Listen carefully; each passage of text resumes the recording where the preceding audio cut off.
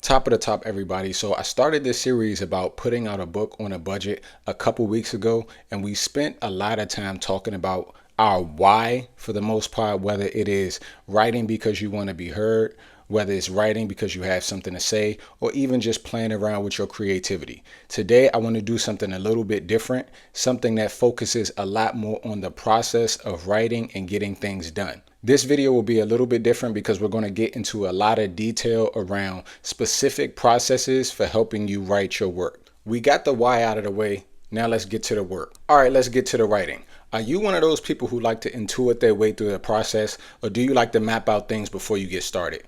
Me personally, I don't like the absolutes of either or, but I do find myself being a bit more intuitive with my process more often than not. But I do want to talk about the benefits and the limitations of both. Mapping out your story entirely before you even start, and setting an endpoint and just feeling your way there. Honestly, for me, I think I fell in love with intuiting my way through the process because when I started writing, I didn't really have the same formal training or a lot of the information that people who have been writing for a very long time have. Even though I started doing it when I was really young, I don't know if the schools that I went to gave me all of the information that I needed to really be a super technical, great writer like that. I had to feel my own way through the process. So I made that a routine. I made that a habit. And now as I get older and I think a little bit more about refining my process, I do tend to do a bit more mapping, but in my heart of hearts, I'm always going to intuit and do my own thing. So what do I mean by intuition or intuiting your way through a story? How I like to think of it is you set an endpoint and then you hold on for dear life hoping that you make it there. The benefit of this is, in my opinion, it allows you to be a lot more creative. You're not as restricted by conventional storytelling techniques, and it gives you an opportunity to pull your character in so many different directions and even surprise yourself sometimes because you learn and develop more of a sense of who your characters are as you go, rather than understanding them first and then forcing them into situations. To me, this feels a lot more natural when you are feeling out your characters as you go. You set up a bit of dialogue and you place them in a situation. Then you have to think about how would they respond to this? What might they say? And you get to choose within each individual interaction what direction that character is going to go. And you're building your character as they engage with the world, as they engage with the setting and other characters. This feels a bit more fun to me because it's almost like you're learning who these people are, who these characters are as you go, and you're developing a new relationship, which is, I like it. Now, just because you are intuiting your way through the process doesn't mean you completely throw convention out.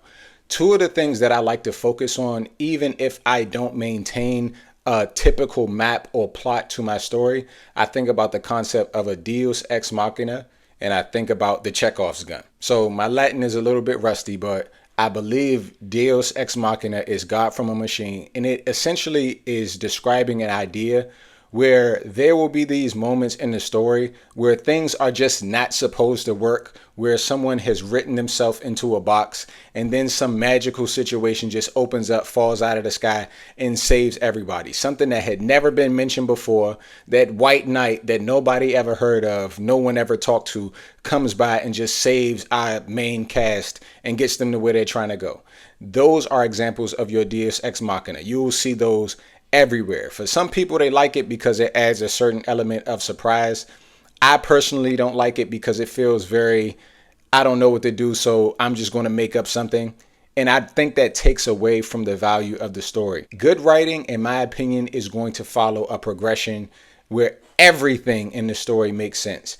Every detail will eventually have its day as the story progresses. And that leads me to the Chekhov's gun. The Chekhov's gun is this narrative principle that says that each individual detail featured in a story will eventually have some significance as the plot plays out.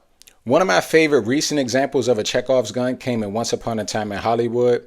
It follows Leonardo DiCaprio as a struggling actor who passed his prime. But in the very beginning of the movie, it highlights some of his best films. In one of those films, he played an American soldier who was out hunting Nazis, and he used a flamethrower to burn a whole movie theater full of Nazis up.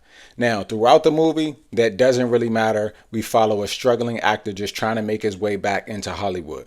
But at the absolute end, when the Manson family has broken into his house and they're trying to kill him, what pops up out of nowhere when Leo is in the middle of his fight?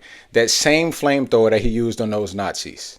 Again, not a super important detail, but just a nice callback to that thing that we mentioned at the beginning of the story that seemingly didn't have much significance, ends up being one of the tools that saves my life at the end. Very different from a Deus Ex Machina where he randomly just finds a flamethrower next to his pool and we've never heard of him having a flamethrower or knowing how to use this equipment at all. The biggest benefit to me of intuiting your way through your writing process is honestly what I talked about in my previous video. You get the benefit of playing around, working with different ideas. You have your creativity flowing a lot more and you don't have to follow structure. Now, some of the limitations that you might find when you're writing without a map is that your pacing will suffer.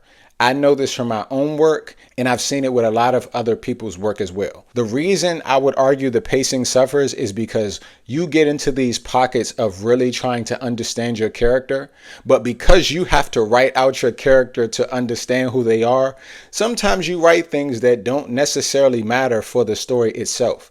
It's more about you learning and discovering who the character or your characters are and just giving you little creative ways to flesh them out instead of driving home the main point of the story. So this might mean that you have a completely open-ended scenario that happens in the story that never gets closure, doesn't push the story forward, and for all intents and purposes is fluff. Not fluff in that you're doing it to purposely stat pad and add pages and words for no reason, but fluff because you have gotten so into the character and trying to learn and enjoy the character that you start giving unnecessary details that we don't really need as readers and watchers of your story. So pacing can sometimes suffer when you find yourself being too intuitive in your process. Also, sometimes when you don't map things out, you forget stuff. I was writing a story one time and it took me a couple years to work on it. And in the beginning of the story, one of the characters had one romantic partner whose name was, let's say, Johnny for the sake of it. By the end of the story, they were 4 romantic partners in. And because it took me so many years to actually get to that point, I forgot the name of that partner that they were with. And I ended up just calling that person Johnny again, even though they were on a totally different person. In the grand scheme of things, it might not be that big of a deal because I easily could have just written something in there to make it seem like they got back with Johnny, but it also speaks to not having a firm grasp on who your characters are and where you're planning for them to go. Those small mistakes nick away at the value of your story and they can affect your credibility as a writer. Also, creativity sometimes takes a lot longer than having a plan. So you might want to just fill your process out and work on it as you go, but this means you're not on a set schedule. And because you aren't on a set schedule, it'll take you a bit longer than those who are a bit more formulaic in their process. It gives you that additional time to write that fluff that you don't really need and to flesh out this character or this setting or give these descriptions that don't really push the plot forward, but it just feels really good to write. Now let's get the mapping. The benefits of mapping out your story is that you'll have a firm understanding of pretty much everything that is going to happen in your story before you have to put in the language and the settings and all of those things to fill it out. Also, the really good part about mapping things out is that we have already been given a structure for mapping out stories. For thousands of years, people have been telling stories. And depending on how granular you want to be, you can either get super specific, or you could have your most basic beginning, middle, and end, and then plug in your major events there and fill in the boxes. Now, for the people who write longer works, I think it is a bit more beneficial to map out more comprehensively because it gives you, again, that opportunity to understand your characters, understand your setting, and add the context and themes that are important to you and capture everything that you want to convey throughout your story. And again, the good part about this is there are so many different maps that have already been created for us. If you go to Google right now and type in story map template, you'll find hundreds, if not thousands, of story map templates that'll give you everything from character mapping, relationship mapping, setting mapping, and all of the above put together on a tree that you can write in all of your information and then move on to writing your actual story. Something that I really like doing for my characters when I do map, because again, I'm not an either or person. I like to blend together intuition and mapping. I like to create playlists. This might mean I do a playlist for the entire story where I just plug in different songs that give me the feel or express some of the ideas that I want to convey in the story. I might do them for individual characters, almost like a mood board, but in a different form, where these playlists express who these people are. And I try to make them as long as possible so that I cover the range of emotions individual characters might have. I like to put songs that they might listen to when they were happy, what they might listen to when they're stressed, when they are sad, when they're hopeful, when they're excited. Whatever emotion that I imagine these characters to have, I try to plug in different songs that express those emotions, and I try to make sure I don't have any overlap with my other characters, unless there is reason for those characters to overlap, whether they might have a relationship, whether they might be opposites that I want to play against each other, but also kind of show some similarity and interest between them. I don't really do it as much when I'm writing shorter works, because I feel like when I write shorter works, doing the playlist idea gives me more room to add fluff and try to force some of these emotions that I might feel the character should have, but ultimately might not be the best for the story. Another really useful technique you can use to help you map out your story is to create a relationship tree. Exactly how people do family trees, but in this case, your relationship tree is predicated on who might be connected and how their connection pushes the plot forward. So an example, two best friends, if you want one of the themes of the story to be about people growing apart as they get older, that could be the little description on your relationship tree between those individual characters. If you have something like these two are going to be rivals, describe whatever conflict you want these two characters to have between each other. So in that way, you are identifying the themes and you are adding that clarity of mind. So when you get to writing these characters together in a scene, you already have an idea of how they will interact, how they will play off of each other, and where their story is going to end. Lastly, because so many other people have already been writing stories for thousands of years, there are so many structures that you can go out and use that will help you map everything out. I have this book called Story by Robert McKee that I really like. This book describes a lot of the elements that you can use to have really, really strong writing. One of the most useful elements that Robert McKee writes about in his book is called a beat. McKee defines a beat as an exchange in behavior and action. Each scene that we write should be composed of multiple beats. Multiple beats strung together create a sequence. Multiple sequences create a scene. These structures are useful when counteracting the issue of dragging pacing. They also remove a lot of the fluff. Every scene should contribute to a change in a character that moves them closer towards whatever their endpoint, whatever the theme of the story might be. There's no need for those additional side quests that don't mean much towards the plot, because you're trying to understand your character when you lock in on the different beats. Back to those maps that we talked about with the relationships, you can use those different relationship maps to give you the individual beats. So in this scene, these are the ways these characters will interact, and because of that, those will be my beats. All of those beats will add up into a sequence of exchanges between these characters, whether that be dialogue or some form of motion. Those are your beats, and you use those to drive along the plot. Another benefit to mapping out your stories is that it allows you to just plug in information to an already created process, and that saves you a whole lot of time. When you already have the map set up, you know exactly where you're going, you know who's going to do what, when, and why. You can just drop that information in there and add the additional details. This saves time on writing books, writing stories, and getting things out so that you can move on to the next project. This is also one of the limitations of mapping out your stories, because it eventually leads you to becoming formulaic. People start to be able to predict exactly what you're going to do, even if you don't use the exact same narrative structure. Because we have all been reading stories and watching stories for the entirety of our lives, we kind of know how things play out. That plot diagram structure of exposition, conflict, rising action, climax, falling action, resolution is all ingrained in our spirit, whether we recognize it or not. Because we've heard so many stories, we generally know how they're supposed to go. When you're just plugging in information, people are going to see your climaxes coming from the very first few pages. A lot of people even make a game out of going to the movies and guessing who the killer might be before it gets started. So that's the trade-off. You can save yourself a lot of time by mapping things out and being formulaic. You also run the risk of having very predictable works. Another limitation of mapping out your stories comes from when you write yourself into a box. Sometimes you plan and you plot and you write things so well, you write yourself into a box and you recognize there's no longer a clear path to get from where you are to where your end goal is supposed to be. This is why a lot of people end up using those Deus Ex Machina moments, because it gives you the magic key to get out of whatever box you might find yourself in. These Deus Ex Machina moments force the audience to suspend disbelief a lot more than they should have to when the writing is clean.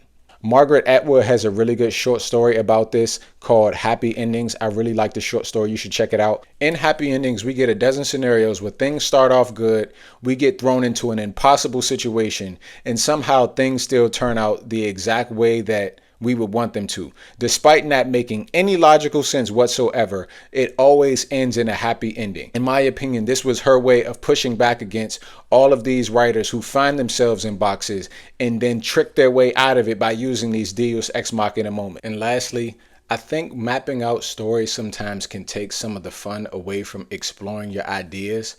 Although it gives you a scientific approach to getting things done, you are formulaic and you're able to execute at a much faster clip. It does take away some of the fun of feeling out what these experiences might look like, throwing these monkey wrenches into your character's experience and just taking a pivot into a totally different direction you might not know a lot about, but are interested in exploring with your characters. So just to give a quick recap of what we talked about, the benefits to using intuition to write your stories is the creativity that it allows you to express and the adaptability it allows for so that you don't write yourself into a box. And it allows a more natural progression for your characters and the plot. And some of the limitations of intuiting your way through your writing process is that your pacing might suffer, you will almost definitely forget something, and it might take you a lot longer than someone who has things mapped out. The benefits of mapping is that you have thousands of years of structure to piggyback off of. You can produce works a lot quicker, and it reduces the amount of fluff that you'll end up adding to your story. The limitations are what you make up for in speed, you lose in creativity and ingenuity. You also might write yourself into a box and be forced to throw in that Deus Ex Machina moment to save yourself when you can no longer get from where you are and where you plan on your story ending. Now, just to close out, I honestly feel like both approaches are necessary. I like to do a little mapping, but I also like to use my intuition and feel my way through the process. A part of me used to feel guilty about writing as freely as I did because it almost felt like if I wasn't a super master of prose, and I even hate when people use the word prose, but it made me feel like if I wasn't at that level, my stories, the work that I did almost didn't even deserve to exist. So I started trying to write in a really structured way. I dedicated my time to learning a lot of the techniques and the structures a bunch of the other people who are considered great that came before me use, and it didn't really feel like me. I felt like I was forcing myself to try to sound smarticle particle for people who would probably never read my work anyway. Now, I just find myself in between. There's a writer named John Green that I love who summarized his writing process in a really cool way on Instagram. I hope he doesn't mind if I use his words to end out this video, but here's him talking about it. Like the writer advice side of Instagram, which is great. I always need advice. But one thing I keep seeing is people saying, well, you have to understand story structure or you can't write a book, or you have to understand the conventions of the genre, or you have to outline or whatever. And like, no, I don't know anything about story structure, and I've done okay. Like, when I was writing The Fault in Our Stars, I was surprised to find out that it was a romance novel. I was like, oh my God, they're going to get together. One of those people who like reads a mystery novel and I'm like, I can't believe he did it. Or I read a romance novel and I'm like, oh my God, they fell in love. And that's fine. You don't have to be like an expert in tropes in order to write great novels. There are as many ways to write a novel as there are people who write them. Yeah, definitely take all the advice you can, learn everything you can, including on the internet, but also listen to yourself. Like, what did Kafka say? He said that reading and writing are an attempt to bring an ice axe to the frozen sea within. And only you know the depths of your withins. And ultimately, only you know how to write a book for you. My way of writing books is not the best. It's not efficient. That's why I haven't published a book since 2021. But it's my way. And that's...